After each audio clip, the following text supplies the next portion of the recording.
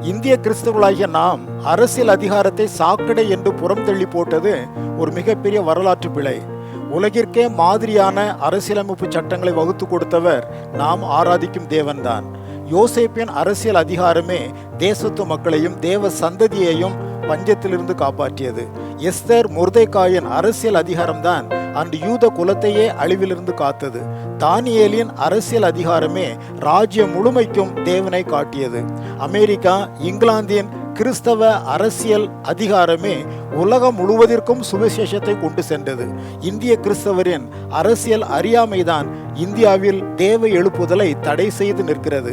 இன்றாயிலும் கிறிஸ்தவ அரசியல் என்னும் கோட்பாட்டின் விதையை ஊண்டாவிடில் எழுப்புதல் என்பது வெற்று கூச்சலாக மாறி போய்விடும். கிறிஸ்தவ தலைவர்களே, சுயநலம் அழித்து தேவ தேச நலம் காக்க எழுவீர், இல்லையேல் குற்றம் நம்மேல் சுமரும்.